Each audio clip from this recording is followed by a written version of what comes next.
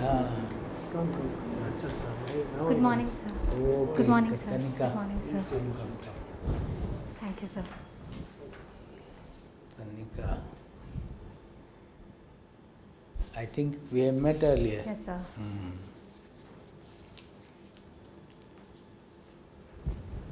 आपसे मैंने GM mosquito के बारे में पूछा था. Yes, sir. Yes, sir. चलो good. I will have to think of you. तो तुम्हारा उसमें कि वो अच्छा वो बाद में बात करेंगे. Let us now come back to your interview. So you are from Jharkhand. Yes, sir. Your father is a retired district judge. Yes, sir. What do you think should be done to kind of improve the justice system in the country? Some 3-4 major points. So it would require several measures, starting from first addressing the pendency in judiciary, which can further be addressed by addressing the vacancies that we have, particularly in the district level or the high courts in the country. There are also very frequent adjournments that are seen. Very good. And that part can be looked into. Further, sir, there are often delays in terms of the investigation process that happens, and that further delays the process. There is still lesser scope for online documents or evidences which can be accepted. So those processes also delay the justice system. Apart from that, there is still less of integration between the police system, the prison system and the court system, so that integration can be done in a better manner for the quicker disposal of cases. So do you think that the police and especially the prosecution, they should be aligned at the stage of investigation more closely? Because in some countries, you know, they have this, the police have to show what evidence they have, then only they can kind of go to the stage of charge sheeting. And Sir, I'm not understanding very well the issue, but if it does lead to an increased efficiency in the overall process, it must definitely be tried, sir. Okay, good. Now tell me in what way biotechnology can be applied for forestry. If you are selected, how would you apply your knowledge of biotechnology? Or how generally at some stage, maybe not immediately? So the primary applications of biotechnology would come in terms of the technologies that are brought about by it, such as the genetic sequencing technology, or the genetic which allows us to basically monitor the genomes of the wildlife which is available in the forest, and that can help us understand if there is any problem or if there is an inbreeding or depression of certain, as is being seen in the Simlipal Tiger Reserve. Secondly, sir, we could experiment with... What was the problem in Simlipal? Sir, in Simlipal Tiger Reserve, we saw that there were an increase in the melanistic tiger populations that was seen, and that is said to be attributed to inbreeding amongst the tiger populations inside. So they would require more genetic stock from other tigers of the country to rescue that. Secondly, sir, but that is hardly biotechnology, no? Merely getting some tiger from another place would you call it biotechnology? Sir, but to understand the cause of why that is happening, it would be needed. Fine. So the second would be to experiment with the idea of GM, genetically modified trees if possible. And it is a very contentious territory because we do not want modifications there. But if that could lead to increase in the yields of trees without affecting them in a negative manner, then it could be used. It could also be implied in the field of forensics, and if any investigation is to be made regarding poaching of animals. So I think those things could be the most important applications, sir. What about tissue culture? Yes, sir. I'm sorry, sir, I missed that point. Tissue culture is also a very important aspect, especially when we want to have, let's say, clonal orchards, or we want to replicate a particular elite tree in the forest area. So then we could use the idea of tissue culture. So. Okay. So, can you tell me this, we have given this Panchamrit, some commitments. Yes, sir. What are those? So the Panchamrit commitments were 5 commitments that were made at COP26, and these include firstly that we'll have 500 gigawatts of renewable energy by 2030. 50% of our total energy mix would be coming from renewable energy targets. We would increase the carbon sink to 2.5 to 3 billion tons by 2030. We would reach net zero by 2070. And I'm sorry, sir, I'm forgetting the last. Efficiency. So the carbon efficiency to be.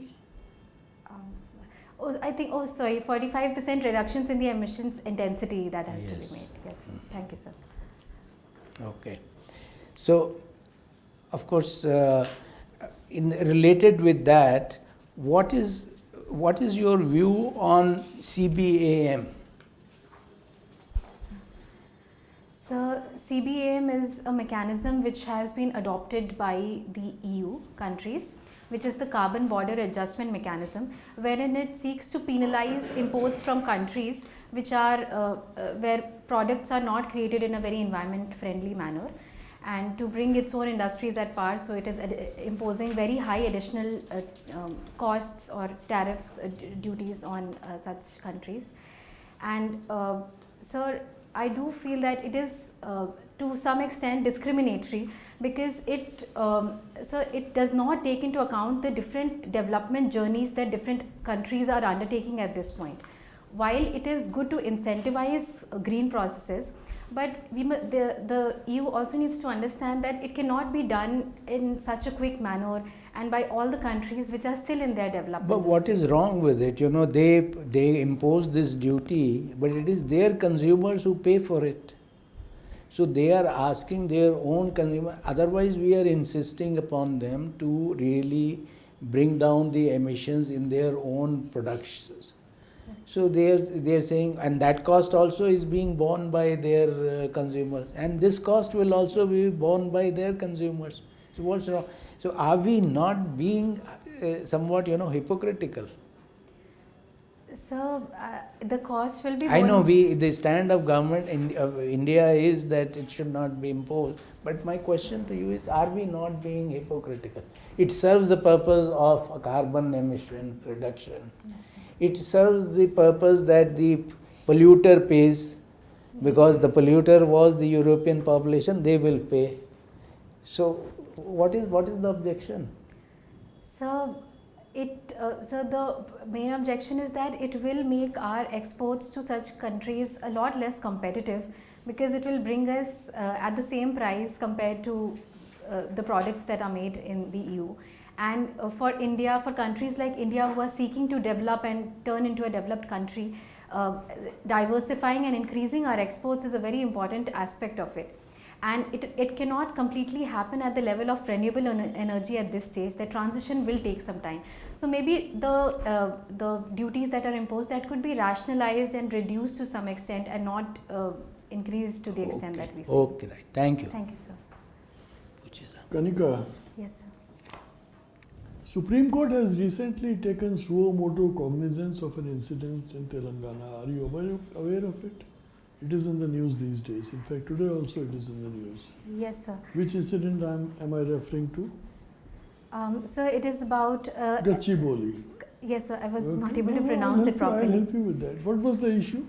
Sir, it is the presence of a forest area surrounding the University of Hyderabad, which the Telangana government is seeking to acquire and use it for developmental purposes. While the students have been protesting that the area, while it is not technically a forest, but it has been hosting biodiversity for a very long time. So it must be preserved and not be diverted as it is. And I don't think there has been any EIA or any such measurements which have been taken place before such diversion. So what precipitated the matter? Why did Supreme Court have to intervene? Sir, I think what was being done was that on a very short basis, bulldozers had been brought about to raise down the forests and use it for other purposes. And that on such a short notice without any formal permissions from the central government, so that led to action from the Supreme Court. And what was the Supreme Court's observation? What is the latest observation? They said something very strongly against the Chief Secretary of Telangana. What was the observation of the Supreme Court? And what is the latest status of the case as of today?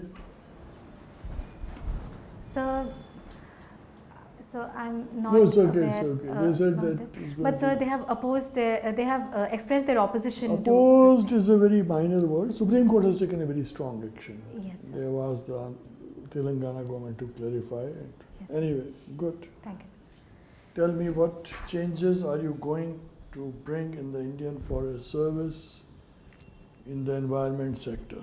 What changes is KANIKA going to bring to the environment sector of the country? Yes, sir. Firstly, coming from a zoology background, so I have an inclination towards wildlife conservation. So you want to work in the field of wildlife conservation? Yes, sir. I think that would be my first priority because Okay. it is a natural interest for me, sir.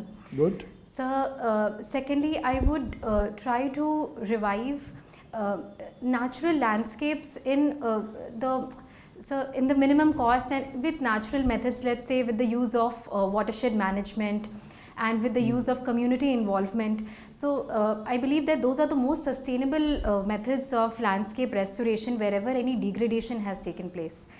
And coming from a state like Jharkhand, sir, we see that mining and other such activities, they lead to a lot of degradation. What do you do with a situation like this? Jharkhand owns 40% of India's mineral wealth. Yes, sir. And mining is a very major activity in Jharkhand. Yes, sir. So as a forest officer, what would be your approach? So, mining is also a very important part of national development, so it has to take place. But we can ensure certain safeguards that are taking place. Let's say that during mining, there could be some methods of better disposal of the waste that is generated, of the leachate that is generated. After the mining is over, often the sites are left abandoned. So we could try to reclaim those lands. No, that's the job of the user. It's a condition before diverting the land for mining that Yes, they sir. have to restore and rehabilitate the area. And Jharkhand has some good patches where the companies have actually done some good work. Have you seen those areas actually? I'm Did sorry, you go sir, to the interiors? I haven't been there. Okay, so one is that sustainable mining. Second is restoration of the area. Anything else? So I was also reading that there could be provisions for, let's say, ecotourism in such areas. Ecotourism, is it an environmentally sustainable activity? Does it go with the principles of environmental conservation? Ecotourism is basically tourism, and people don't get educated by going around in the jungle. Do you agree with me or not? So I would beg to differ that people do not get educated. I think that when children especially, when they see animals in their natural environment, They feel happy, but are they sensitized towards the need of environmental conservation? So perhaps that is something that we would look That to we need to look into. do Very, more very into, good. sir. You talked about wildlife conservation, okay? Yes, sir. Recently there is a news, I am not sure if you are aware of it or not, that Tamil Nadu Forest Department has done a very innovative thing by using the artificial intelligence in the mitigation of man-animal conflict. To be more precise, elephants and on the rail tracks. So they have done something very remarkable. Have you read about that? I'm sorry, sir, I must have missed it. Fair Sir, I'll enough, look fair into enough, it. fair enough, fair enough. Tell me something about Forest Rights Act 2006. What are the controversies about this? So the Forest Rights Act was brought about to give different rights to the forest dwellers, which were the individual rights, the community rights, forest use rights, and also the rights to use the non-timber forest produce. So the controversies with regard to it has been that, so firstly, there is often a tussle regarding the granting of pattas or the title deeds, and the rejection rate is often very high in terms of the claims that are made. Secondly, sir, so are you trying to say that it should be simplified, the process?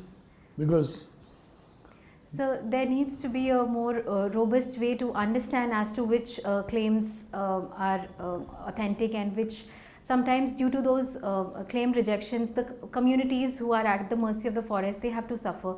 So why are forest officers not really very happy with this act? So in my understanding, sir, it is generally believed that it would increase the autonomy of the individuals who So you mean the forest people are against giving more autonomy to the tribals? So there might not be against it, but sir, that often leads to a tussle between, because there is another reason for that. You should try to go deeper into that. Okay, sir, I will look into it, sir. Thank you. Okay, my last question is, can you identify one or two landmark judgments which have led to conservation of the environment in the field of environmental conservation? Just one or two. So the first one that comes to my mind is the Godavarman case by the Supreme Court in 1996, which basically said that the dictionary definition of forests is to be followed, and how did it help in environmental conservation? So the judgment also brought about a centrally empowered committee, and that would look into which areas would be suitable for diversion. I think you should read more into that, how it brought about the perception of forest in the minds of the people. Okay, okay, sir. Sir. Thank you. Thank you, sir. KANIKA. Yes, sir. Okay. KANIKA have done DU and JNU. Yes, sir. So you have occupied both important institutions of India. I can't say Delhi. Yes, sir. It's India. Now you got a fellowship. What is it? DS Kothari Science Award, Miranda House. Yes, sir. Who is Mr. Kothari? What is his role? So Mr. D.S. Kothari was a renowned physicist, and he was a professor in the Delhi University itself, and he worked with, if I'm not wrong, I think he worked with dwarf stars during his research work. Which one? Which? With dwarf stars, white dwarf stars, that was the field of his research during his work. Dwarf stars, okay. Yes, sir. And sir, he is also known for heading the Kothari Commission, which was formed, which made certain recommendations with regard to changes in education that could have been brought about. What kind of, how he laid the foundation? What are the important contributions of Kothari Commission? It's the first national policy, and it led to national policy in education. The recommendations laid foundation, I think. So I had read it, but I'm not able to recall Just the give it a try. recommendations. So I remember very the 10 plus 2 plus 3 is education structure, yes, what we are following yes, in terms of recommendation. Yes, sir. As he talked something about universalization of elementary education and free and compulsory education, that what we follow now. Yes, that's sir. all I think comes So from the you Kothari also Commission. spoke about vocational education and its importance. Yes, And so it talks about national integration, all the other aspects, moral values. so I'll have to revise it again. sir. That's a Gita of education. That is, that stems from everything now what we practice, Yes, sir. and even the 3 language. Policy. Yes. That's also comes from them. Okay. What is the 3 language formula? So the 3 language formula recently has been given by the First language, what is first language? So the first language would generally be the mother tongue. The second language would be something common, which in India's case English is being used. If in North India, what could be Hindi or English?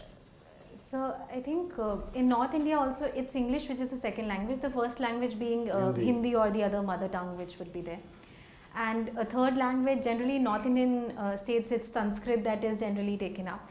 And for South Indian states, there has been a controversy wherein the grants for a Samagra Shiksha scheme had been stopped. Leave that politics. I'm asking is it the right policy on the part of Tamil Nadu for not accepting the national level policy that has been subscribed by the Kothari Commission?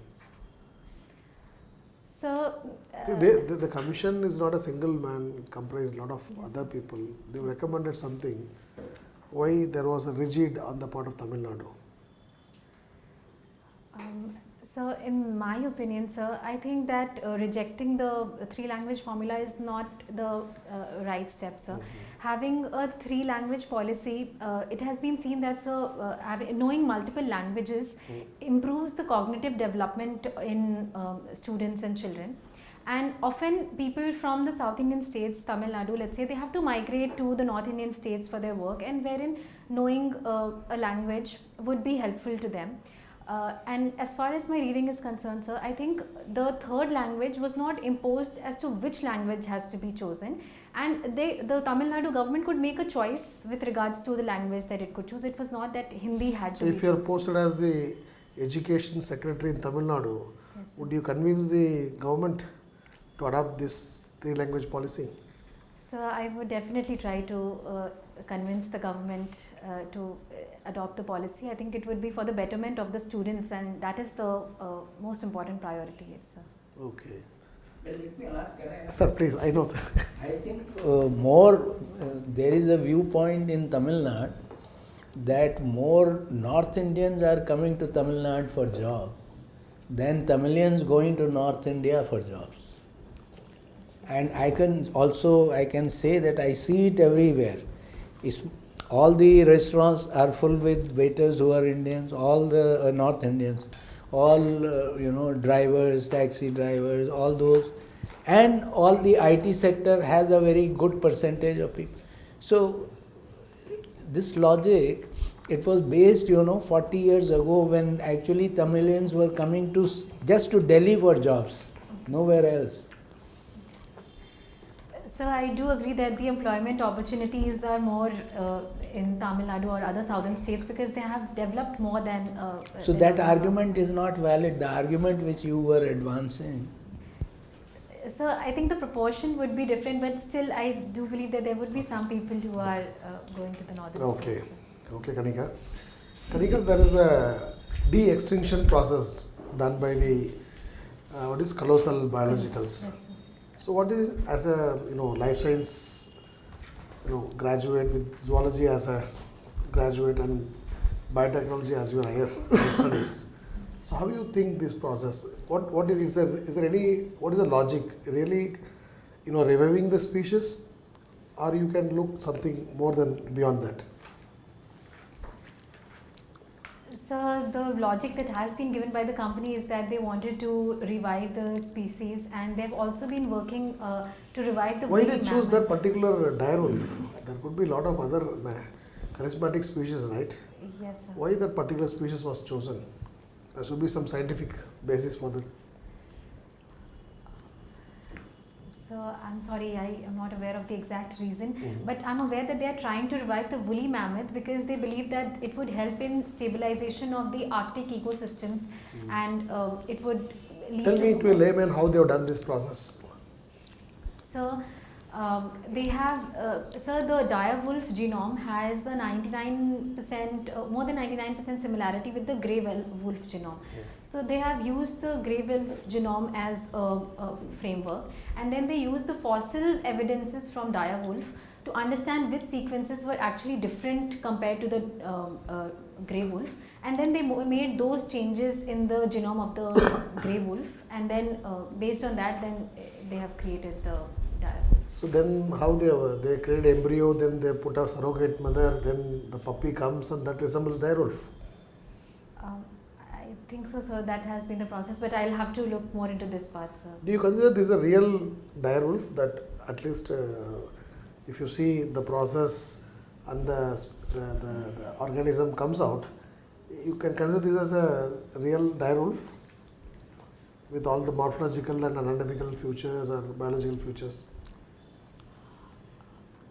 So I think genetically they are similar to the dire Okay, wolf. if somebody want you to take advice for reviving some species in Indian context, which species you will prefer?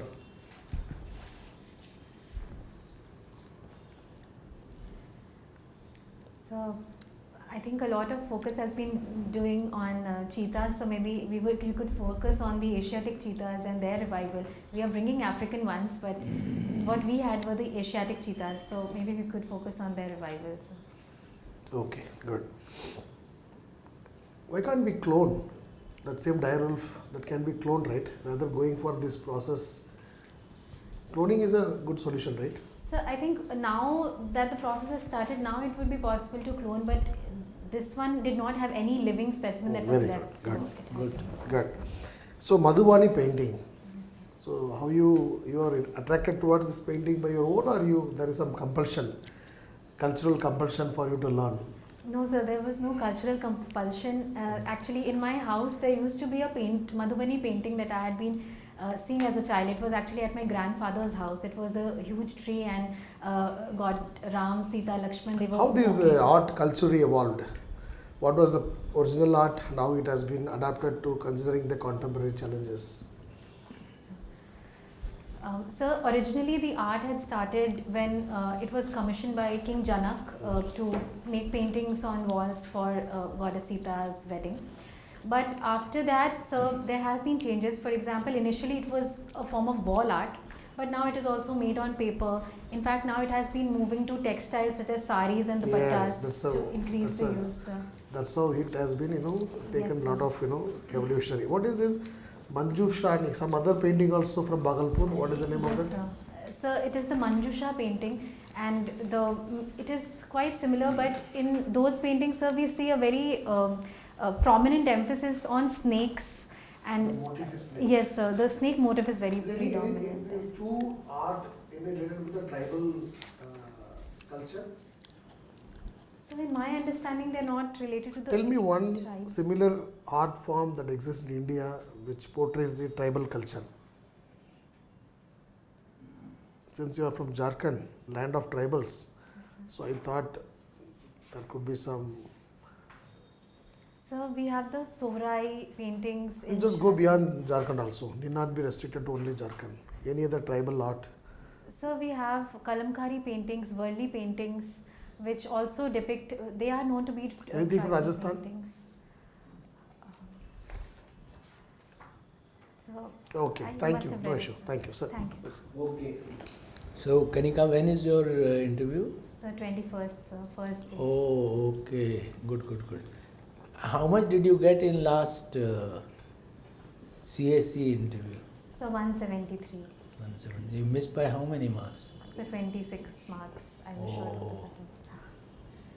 So this time you have not qualified for the civil services interview. So I had given, sir. So this is when we had met, sir. Right. Sorry. So it was on the 3rd of March, my interview. And 23rd of March. So Okay. 3rd of March. 3rd. Okay. Yes, sir. So of course this will be out, I think, shortly. Yes, sir. Within a week. People are speculating. Today is the last day. Yes. By Monday, I think. Yeah. So hope we will have an opportunity to congratulate you before your interview on 21st. But anyway, all the best. You wait for a minute. We will have a brief discussion and then give you the feedback. Thank you, sir.